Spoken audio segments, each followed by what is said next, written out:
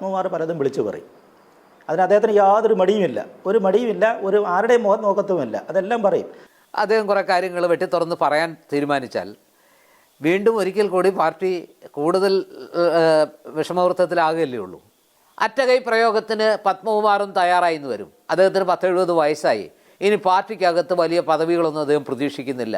ശ്രീ രാജഗോപാൽ, കുറ്റപത്രം സമർപ്പിച്ചിട്ടില്ല, അന്വേഷണം പൂർത്തിയായിട്ടില്ല, എം.വി. ഗോവിന്ദൻ ഉന്നയിക്കുന്ന ചോദ്യങ്ങൾക്ക് വ്യക്തമായ ഉത്തരവുമായിട്ടില്ല. പക്ഷേ നടപടിയെടുക്കുമെന്ന് എം.വി. ഗോവിന്ദൻ ഉറപ്പിച്ചു പറഞ്ഞു. മുഖ്യമന്ത്രി പിണറായി വിജയനും മുൻ മുഖ്യമന്ത്രി പിണറായി വിജയനും അന്നത്തെ മുഖ്യമന്ത്രി പിണറായി വിജയനും അത് ഉറപ്പിച്ചു പറയുന്നു. അപ്പോൾ എന്ത് മാറ്റമാണ് ഈ സാഹചര്യങ്ങളിൽ? അന്ന് വീറോടെ ന്യായീകരിച്ചിരുന്നത് എന്തിനാണ്, ആരുടെ സാമാന്യ യുക്തിയാണ് വെല്ലുവിളിച്ചിരുന്നത് എന്നുകൂടി പറയണം. അല്ല, ആരെങ്കിലും ബലി കൊടുക്കേണ്ടി വരത്തില്ലേ?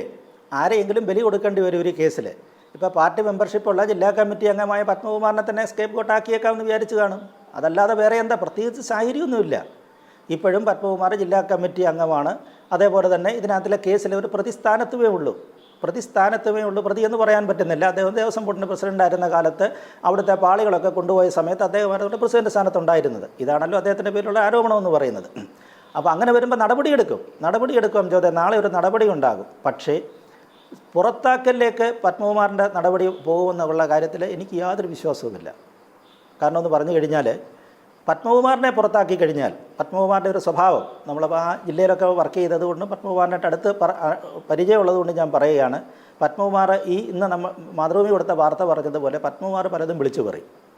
അതിന് അദ്ദേഹത്തിന് യാതൊരു മടിയുമില്ല, ഒരു ആരുടെയും മുഖം നോക്കത്തുമില്ല, അതെല്ലാം പറയും.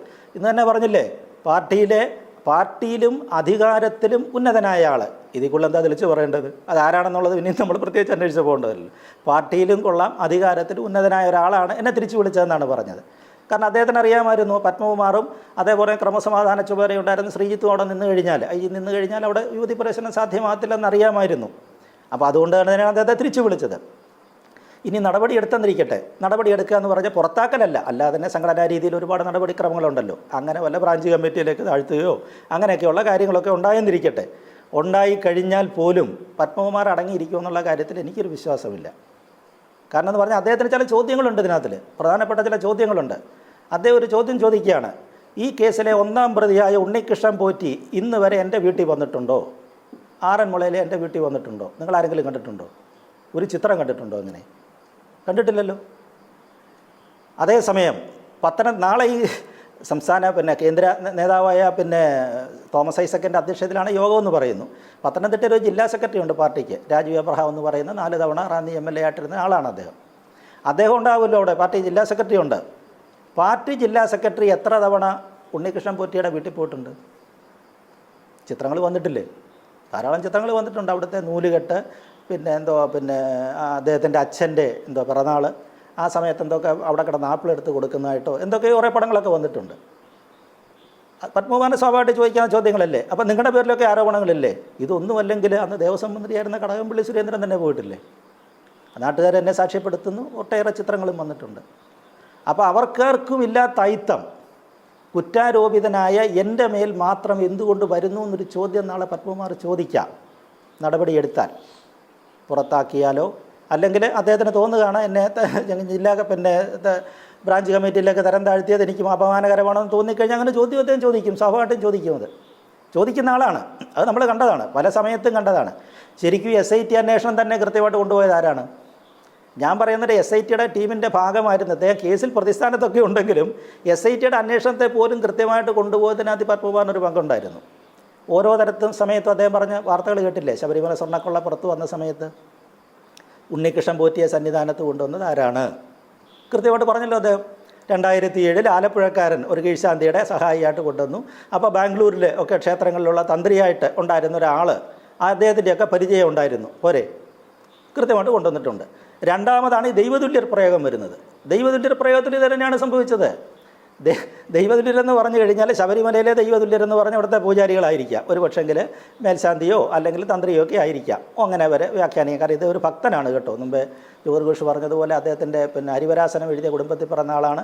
അതേപോലെ തന്നെ ശബരിമലയിൽ എൻ്റെ വീട്ടിൽ നിന്ന് ഈ സുപ്രീം കോടതി വിധി ഒന്നും നടപ്പാക്കാൻ കേട്ടോ അത്തരം കാര്യങ്ങളൊന്നും ശരിയല്ല. കാരണം സുപ്രീം കോടതി ഒന്നും പറഞ്ഞില്ല പെട്ടെന്ന് കുറച്ച് യുവതികളെ ഓടിക്കൊണ്ടുപോവുക, അവരെ കൊണ്ടുവന്ന് ശബരിമല പ്രവേശിപ്പിച്ചിട്ട് അവിടുത്തെ ആചാര ലംഘനം നടത്തുക, എന്നിട്ട് നവോത്ഥാനം നടപ്പാക്കാനൊന്നും സുപ്രീം കോടതി പറഞ്ഞില്ല. ഈ കഴിഞ്ഞ മാസം നടന്ന ഭരണഘടനാ ബെഞ്ചിൻ്റെ കേസ് തന്നെ ശ്രദ്ധിച്ചല്ലേ?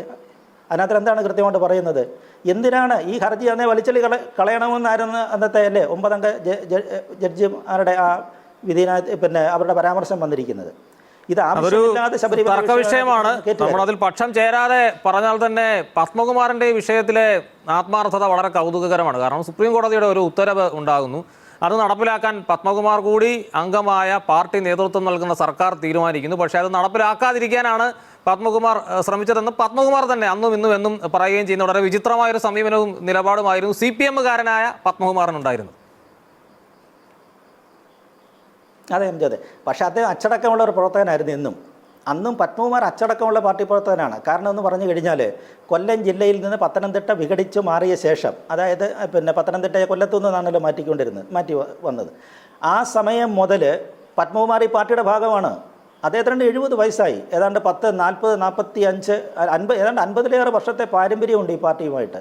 എനിക്ക് തോന്നുന്നു ഈ ജില്ലയിലെ ഏറ്റവും സീനിയർ മോസ്റ്റ് നേതാവും പത്മകുമാർ തന്നെയാണ്. അപ്പോൾ പത്തനംതിട്ട ജില്ലയിലെ CPM-ൻ്റെ ചരിത്രമെന്ന് പറഞ്ഞാൽ പത്മകുമാറിൻ്റെ ജീവിതവുമായിട്ട് ബന്ധപ്പെട്ട് കിടക്കുന്നത് തന്നെയാണ്. ഞാൻ നേരത്തെ 1-2 ചർച്ചകളിൽ പറഞ്ഞിട്ടുള്ള തലവര നേരെയായിരുന്നെങ്കിൽ അദ്ദേഹം എവിടെ പോയി നിന്നേനെ നമുക്ക് പറയാനൊക്കത്തില്ല. 1-2 സ്പെല്ലിംഗ് മിസ്റ്റേക്ക് അദ്ദേഹത്തിനുണ്ട്. ആ കുഴപ്പം കൊണ്ടാണ്. അല്ലെങ്കിൽ NN കൃഷ്ണദാസ് ഇരുന്ന ദേശീയ അധ്യക്ഷ പദവിയിലേക്കൊക്കെ വരെ പോകേണ്ടതായിരുന്നു അദ്ദേഹം. പക്ഷേ ഇങ്ങനെയൊക്കെ ചില കുഴപ്പങ്ങൾ പറ്റും. ഇപ്പം തന്നെ കേസിൽ തന്നെ ചെന്ന് കുടുങ്ങിയിരിക്കുന്നത് കണ്ടില്ലേ? അദ്ദേഹം ഈ നമ്മുടെ വാർത്തയ്ക്കകത്ത് പറയുന്നതിനകത്തൊരു കൺക്ലൂഷൻ ഉണ്ട് കേട്ടോ അംജോദേ. അദ്ദേഹം പറഞ്ഞത് ഞാൻ രാജിക്കത്തന്നേരം എഴുതി കഴിഞ്ഞ് പന്തളത്ത് വരെ ചെന്നു. പന്തളത്ത് ചെന്നപ്പോൾ അദ്ദേഹത്തിൻ്റെ വിശ്വസ്തനായ ഒരു കുടുംബമുണ്ട് അവിടെ ചെന്നപ്പോൾ അവിടുത്തെ പ്രസിഡന്റ് ഈ കത്തങ്ങ് വലിച്ചു കയറി കളഞ്ഞെന്ന് പറഞ്ഞു. എന്നിട്ട് പറഞ്ഞു നീ ഒന്നും പേടിക്കണ്ട, വീണ്ടും ശബരിമലയിൽ പോയി കാര്യങ്ങളൊക്കെ ചെയ്തോളാൻ പറഞ്ഞു. അതുകൊണ്ടാണ് അങ്ങനെ അദ്ദേഹം ഒരു പാർട്ടി മെമ്പറാണ്, പാർട്ടിയുടെ നേതാവായിരുന്നു. അപ്പോൾ അതുകൊണ്ടാണ് ഞാൻ പറഞ്ഞ പാർട്ടിയെ അനുസരിക്കുന്ന നേതാവാണ് പത്മകുമാർ. അപ്പോൾ അതുകൊണ്ട് ഞാൻ താങ്കളിലേക്ക് തിരിച്ചെത്താം. ജോർജ് പൊടിപാറ, 2 പേരും പാർട്ടിയും ഒരു കരു നീക്കിയിട്ടുണ്ട്, പത്മകുമാറും ഒരു കരു നീക്കിയിട്ടുണ്ട്. ഇനിയിപ്പോൾ എന്താണ് സംഭവിക്കുക എന്നറിയാൻ നാളെ പാർട്ടിയുടെ നടപടി വരണം. അതിനോട് പത്മകുമാർ എങ്ങനെ പ്രതികരിക്കുന്നു എന്നും അറിയണം. എന്താണ് സംഭവിക്കാൻ സാധ്യത? നേരത്തെ ശ്രീ ജ്യോതിർഘോഷും അതുപോലെ തന്നെ ശ്രീ രാജഗോപാലും പറഞ്ഞ കുറേ കാര്യങ്ങളുണ്ട്. അതെല്ലാം അനിഷേധ്യമായിട്ടുള്ള കാര്യങ്ങളുമാണ്. പാർട്ടി ഈ സമയത്ത് ഈ പത്മകുമാറിനെതിരെ ഒരു നടപടിയെടുക്കാൻ സ്വീകരിക്കുന്നതിൻ്റെ ഒരു യുക്തിയാണ് എന്നെ അമ്പരപ്പിക്കുന്നത്. സത്യത്തിൽ ഇപ്പോൾ ഇതുകൊണ്ട് പാർട്ടിക്ക് എന്താ പ്രയോജനം?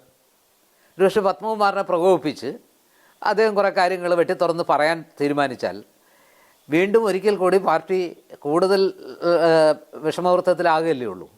ഒരുപക്ഷെ പാർട്ടി ആശ്വസിക്കുന്നത് തെരഞ്ഞെടുപ്പ് ഇനിയിപ്പോൾ ഒരു തെരഞ്ഞെടുപ്പ് എന്നൊക്കെ പറയുന്നത് ഒന്നാമത് ഒരു പരാജയത്തിൽ ഒരു തോൽവി അത് ഏറ്റവും ഭീകരമായ അളവിലും വ്യാപ്തിയിലും ഏറ്റുവാങ്ങിക്കഴിഞ്ഞു. ഇനി ഇതിനപ്പുറത്തുള്ള തിരിച്ചടിയൊന്നും കിട്ടാനില്ല.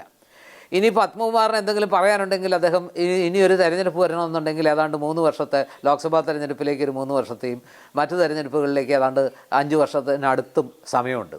അപ്പോൾ സ്വാഭാവികമായിട്ടും ഈ ഘട്ടം പത്മകുമാറിനെതിരെ ഒരു നടപടി എടുക്കാൻ പറ്റിയ സമയമാണെന്ന് പാർട്ടി തിരിച്ചറിയുന്നുണ്ട്. തിരുത്തലാണല്ലോ നടക്കുന്നത്. ശരിക്കു പറഞ്ഞാൽ പത്മകുമാറാണോ? നേരത്തെ നമ്മൾ MV ഗോവിന്ദൻ്റെ പാർട്ടി സെക്രട്ടറി ഗോവിന്ദൻ മാസ്റ്റർ വാക്കുകൾ കേട്ടു. ആ വാക്കുകളൊക്കെ കേൾക്കുമ്പോൾ സത്യത്തിൽ അന്ന് പത്മകുമാറിന് സ്വയം ന്യായീകരിച്ചതിനേക്കാൾ എത്രയോ ശക്തമായിട്ടാണ് ശ്രീ ഗോവിന്ദൻ മാഷ് ന്യായീകരിക്കുന്നത്. അദ്ദേഹം പ്രതിയായിട്ടില്ലല്ലോ, അദ്ദേഹത്തിനെതിരെയുള്ള അന്വേഷണം നടക്കുന്നല്ലേ ഉള്ളൂ. കുറ്റപത്രം വരട്ടെ, ആ കുറ്റപത്രം വന്ന ശേഷം അദ്ദേഹം പ്രതിയാണ്, ആ കുറ്റവാളിയാണ് തെളിഞ്ഞു കഴിഞ്ഞാൽ നടപടിയെടുക്കും. അതിനു മുമ്പ് നടപടിയൊന്നും എടുക്കത്തില്ല, അതിൻ്റെ ആവശ്യമില്ല, പാർട്ടി അതിന് തയ്യാറുമല്ല എന്ന് പറയുന്ന ഗോവിന്ദൻ മാസ്റ്റർ നിലപാടാണോ സത്യത്തിൽ കേരള സമൂഹത്തെ കൂടുതൽ ഈ CPM-നെതിരായിട്ട് ഈ ശബരിമല കൊള്ളയിൽ ജനങ്ങളെ തിരിച്ചത്? എനിക്ക് തോന്നുന്നു പത്മകുമാറിനേക്കാൾ കൂടുതൽ പത്മകുമാർ ഈ സ്വർണ്ണക്കൊള്ളയിൽ അദ്ദേഹം പറയുന്നത് വെച്ച് നോക്കുമ്പോൾ നമുക്ക് മനസ്സിലാവുന്നത് ഈ സ്വർണ്ണക്കൊള്ള എന്ന് പറയുന്നത് പത്മകുമാറിൻ്റെ മാത്രം ഒരു സംഗതിയൊന്നും അല്ല. ഇതിനകത്ത് അതാത് സമയത്തെ ദേവസ്വം ബോർഡ് പ്രസിഡന്റുമാരോടൊപ്പം ദേവസ്വം മന്ത്രിമാർക്കും അതിനപ്പുറത്തുള്ളവർക്കും ഒക്കെ അതിനകത്ത് പങ്കുണ്ട്. ഈ പത്മകുമാർ ഇപ്പോൾ താങ്കൾ എന്നോട് തുടക്കത്തിൽ ചോദിച്ച പോലെ ദൈവതുല്യർ എന്ന് പറയുന്ന അദ്ദേഹത്തിൻ്റെ ഒരു പ്രയോഗം, അത് ഈ ദൈവതുല്യർ എന്ന് അദ്ദേഹം ഉദ്ദേശിക്കുന്നത് തന്ത്രിയെയും മേൽശാന്തിയെയാണോ അതോ അദ്ദേഹം പാർട്ടിയിൽ ദൈവമായി കരുതുന്ന ആളുകളെയാണോ? ഒരുപക്ഷെ പത്മകുമാറിൻ്റെ ജീവിതം എടുത്തു നോക്കിയാൽ, അദ്ദേഹത്തിൻ്റെ രാഷ്ട്രീയ ജീവിതം എടുത്തു നോക്കിയാൽ, ഏറ്റവും അദ്ദേഹം സ്നേഹിക്കുകയും ആരാധിക്കുകയും തൻ്റെ ഉയിര് കൊടുത്ത് അദ്ദേഹം നിലകൊണ്ടിട്ടുള്ളതും ഒരാൾക്ക് വേണ്ടിയാണ്. അത് സാക്ഷാൽ പിണറായി വിജയന് വേണ്ടിയാണ്. അപ്പോൾ ദൈവതുല്യനായ, നമ്മൾ ദൈവതുല്യമായി കരുതുന്ന ആളുകളൊക്കെ ഈ കാര്യത്തിൽ ചില കാര്യങ്ങൾ, ചില നിലപാടുകൾ എടുത്താൽ ഞാൻ പിന്നെ എന്ത് ചെയ്യണമെന്നല്ലേ അദ്ദേഹം ചോദിച്ചതിൻ്റെ അർത്ഥം.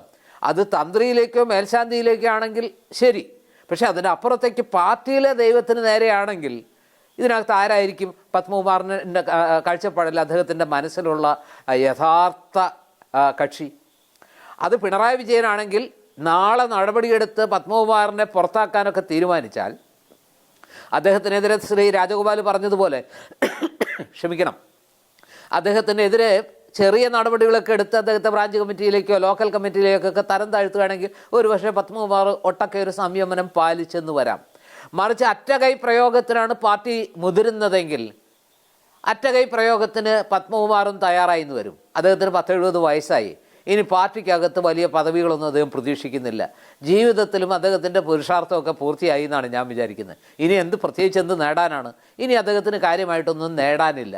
ഇനി അദ്ദേഹത്തെ മുക്കാൻ തീരുമാനിച്ചാൽ ഞാൻ ഒറ്റയ്ക്ക് മുങ്ങില്ല, ചിലരെയും കൊണ്ടേ മുങ്ങുള്ളൂ. ചില കാര്യങ്ങളൊക്കെ എനിക്കും പറയാനുണ്ട്. ഒരു ഘട്ടത്തിൽ, നിർണായക ഘട്ടത്തിൽ, 2 തെരഞ്ഞെടുപ്പുകളുടെ മുൻപ് അദ്ദേഹത്തിനെതിരെ ഒരു നടപടി എടുക്കാൻ തൻ്റെ ഇടം കാണിക്കാതിരുന്ന പാർട്ടി അതെന്തുകൊണ്ടാണ്? ഏറ്റവും അനിവാര്യമായ ഘട്ടത്തിൽ അദ്ദേഹത്തിനെതിരെ അന്വേഷണം വരുന്നു, തെളിവുകൾ വരുന്നു, SIT അദ്ദേഹത്തെ പ്രതി ചേർക്കുന്നു, പത്മകുമാറിൻ്റെ പങ്ക് എല്ലാ അർത്ഥത്തിലും പൊതുമണ്ഡലത്തിലേക്ക്, പൊതുസമക്ഷത്തേക്ക് വരുന്നു. ആ ഘട്ടത്തിൽ പാർട്ടിയുടെ മുതിർന്ന നേതാവായ, മുൻ ജില്ലാ കമ്മിറ്റി അംഗമായ, പാർട്ടിയിലെ ഉന്നത പദവികൾ പലതും അലങ്കരിച്ചിട്ടുള്ള ശ്രീ പത്മകുമാറിനെതിരെ തിരുവിതാംകൂർ ദേവസ്വം ബോർഡ് പ്രസിഡന്റ് കൂടിയായ അദ്ദേഹത്തിനെതിരെ ഒരു നടപടിയെടുക്കാൻ പാർട്ടി എന്തുകൊണ്ട് ധൈര്യം കാണിച്ചില്ല? ഇതല്ലേ $1 മില്യൺ ക്വസ്റ്റ്യൻ? ഞാൻ വിചാരിക്കുന്ന അതാണ് $1 മില്യൺ ക്വസ്റ്റ്യൻ. അന്ന് എന്തുകൊണ്ട് ഏറ്റവും നിർണായക ഘട്ടത്തിൽ 2 സുപ്രധാന തെരഞ്ഞെടുപ്പുകളിൽ ഏറ്റവും വലിയ വിഷയമായി ശബരിമലയിലെ സ്വർണ്ണക്കൊള്ള കത്തിജ്വലിക്കുമ്പോൾ അതിലെ ഏറ്റവും പ്രധാനപ്പെട്ട പാർട്ടിയുമായി ബന്ധപ്പെട്ട് ഏറ്റവും പ്രധാന പങ്ക് വഹിച്ചു എന്ന് കരുതപ്പെടുന്ന അദ്ദേഹത്തിൻ്റെ 1ാം പ്രതിയോ 2ാം പ്രതിയോ അതെന്തെങ്കിലും ആവട്ടെ, അദ്ദേഹത്തിൻ്റെ പങ്ക് എന്തെങ്കിലും ആവട്ടെ, പക്ഷേ പാർട്ടി യഥാർത്ഥത്തിൽ പ്രതിക്കൂട്ടിലാകുന്നത് പത്മകുമാർ എന്ന തിരുവിതാംകൂർ ദേവസ്വം ബോർഡ്, ശബരിമല ചുമതല വഹിക്കുന്ന തിരുവിതാംകൂർ ദേവസ്വം ബോർഡ് പ്രസിഡന്റിൻ്റെ അധികാര കാലഘട്ടത്തിലാണ് ഈ സ്വർണ്ണപ്പാളി കടത്തിക്കൊണ്ടുപോയതും പൂശിയതും എന്നുള്ളതിരിക്കെ എന്തുകൊണ്ട് അന്ന് ഈ പത്മകുമാറിനെതിരെ പാർട്ടി ഒരു നടപടി എടുത്തില്ല? എന്തുകൊണ്ട് ഇന്ന് പാർട്ടി പത്മകുമാറിനെ എതിരെ നടപടിയെടുക്കാൻ അദ്ദേഹത്തെ ക്രൂശിക്കാൻ തീരുമാനിക്കുന്നു? ഇതിൻ്റെ ഉത്തരം കൂടി പാർട്ടി പറയണ്ടേ?